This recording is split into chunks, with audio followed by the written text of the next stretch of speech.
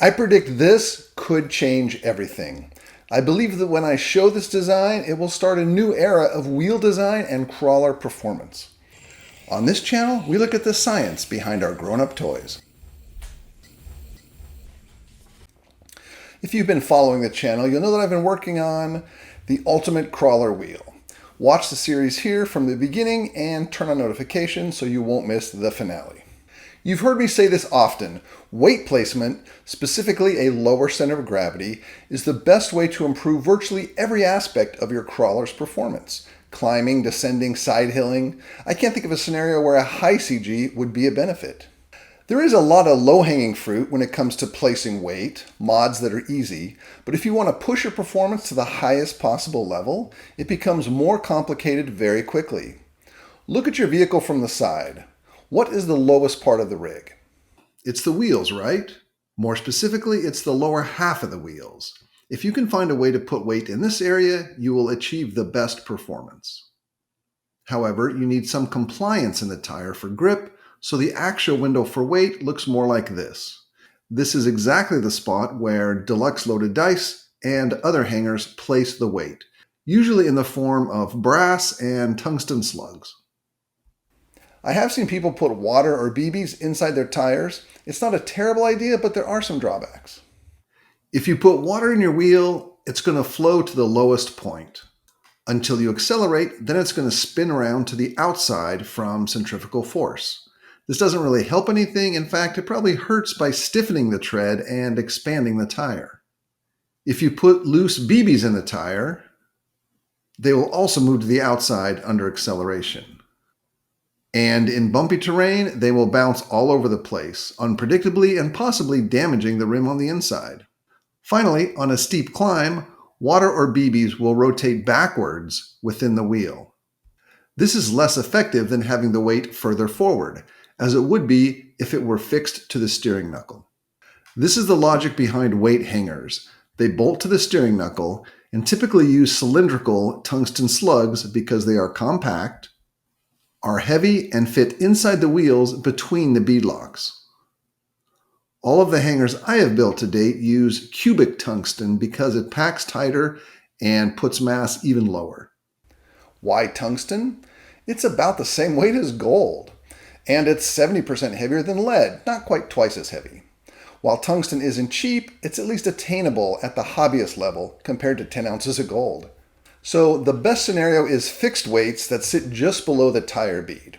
And you want them to be clocked so they sit about as far forward as the steepest angle you expect to climb, or a little bit less. Up until lately, the barrier to entry for extreme weight hanger wheels was rather high. There was really only one wheel available, the deluxe loaded dice, and you had to trim and glue the tires, something a lot of people were not comfortable doing.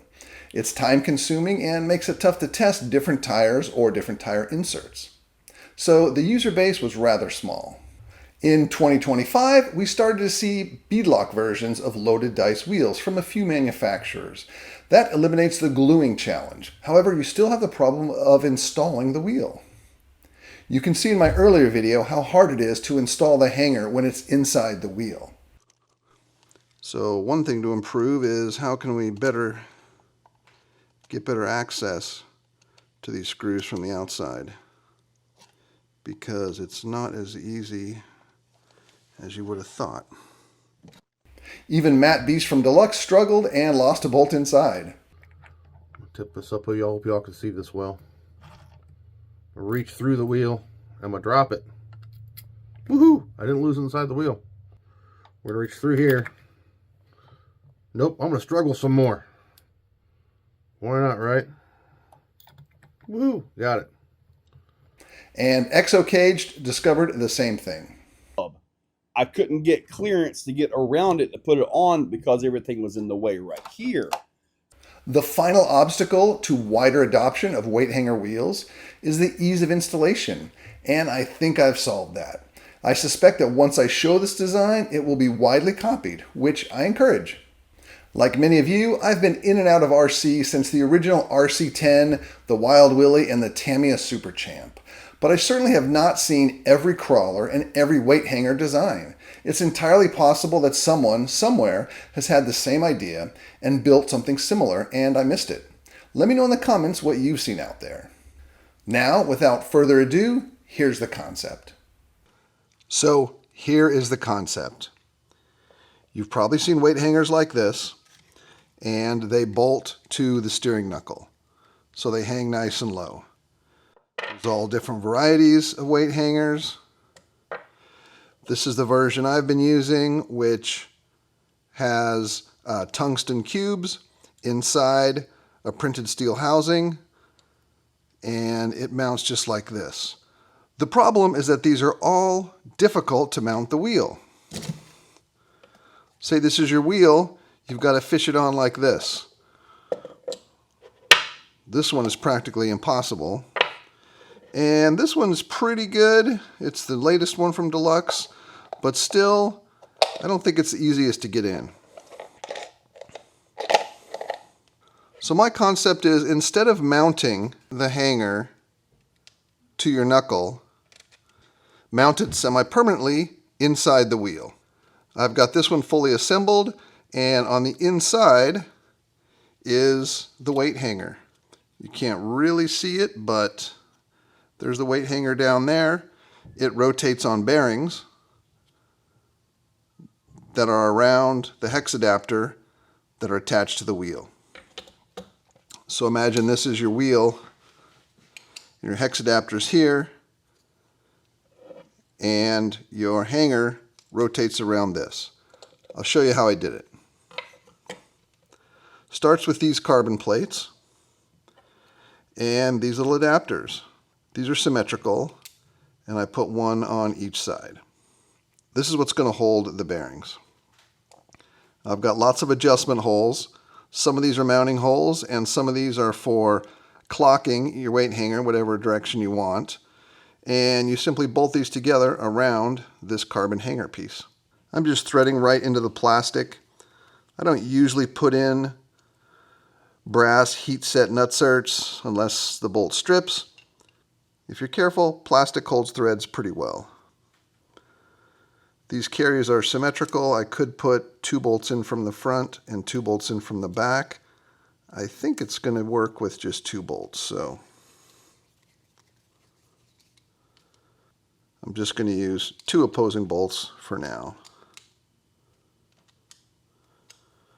Then the next part is installing some bearings. These are really thin profile bearings, but they're large enough a diameter to go around the hex adapter. So I'm just going to press these in. That's almost perfect squeeze. Maybe a little bit on the loose side. I'll probably tighten this up by a couple thousandths or 1/2 of a millimeter so they stay in a little bit tighter. I took a standard Vanquish SLW hub and machined it down so it fits in the bearing.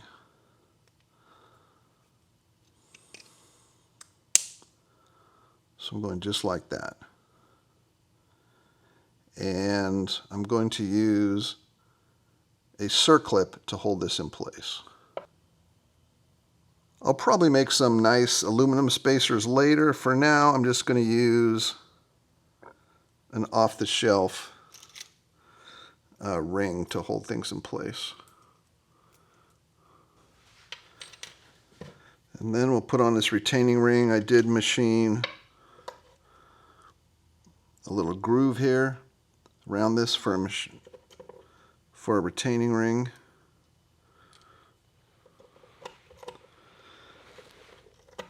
These are the same pliers I use on Deluxe shocks, only I'm using them backwards. I'm actually pushing them open because this is an external ring, not an internal ring.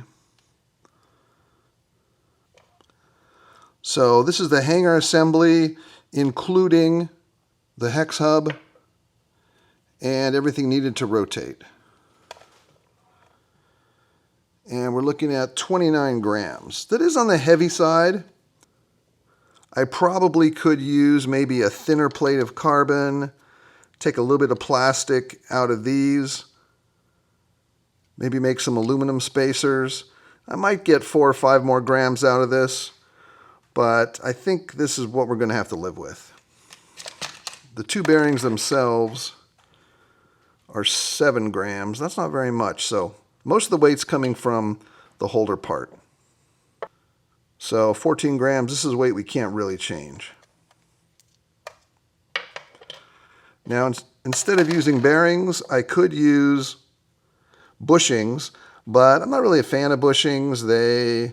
Those yellow plastic bushings that you see, they're actually harder to use than bearings. And this bearing only weighs 3 grams. A plastic bushing's probably 1 gram, so maybe I could save a total of 4 grams. It's just not worth the hassle of trying to get the tolerances perfect to work with an IGUS bushing. So I'm going to stick with bearings. All right, now I've got this weight hanger built. And you've probably seen this in all of my other videos. I use cube-shaped tungsten. It packs much denser than these cylinders. If you look at this, let's go back to weight comparison here. This is the latest deluxe 6-pack.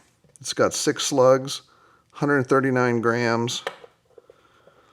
And if I put mine in there, I can get way heavier than a deluxe. And look how much smaller it is. Quite a bit heavier and a little bit more compact than all of these cylindrical slug designs. So then these will go here like this.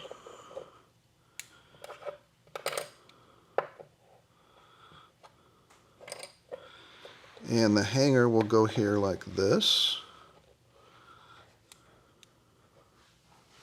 And then these just get bolted on like this. So I've designed hex flats into the steel part so I can just drop in an off-the-shelf nut and it won't turn. There we go. There's the complete design as it will look like inside the wheel. And it spins right here on bearings, just like a fidget spinner, and it will be attached permanently, semi-permanently, with normal 6-bolt screws.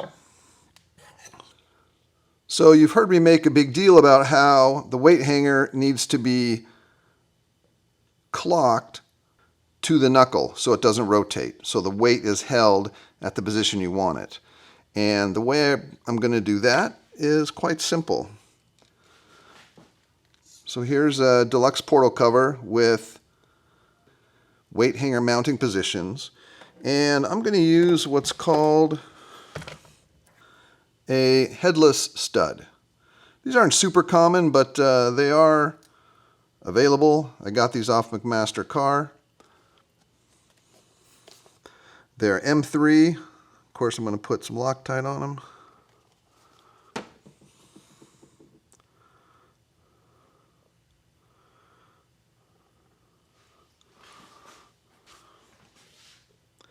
And I'm just going to thread these studs into here. It's basically a screw without a head on it. And you tighten it down with a screwdriver. I'm using purple Loctite so it's not in there too permanently. You can also tighten them with your shock pliers. See, that's a 3 mil.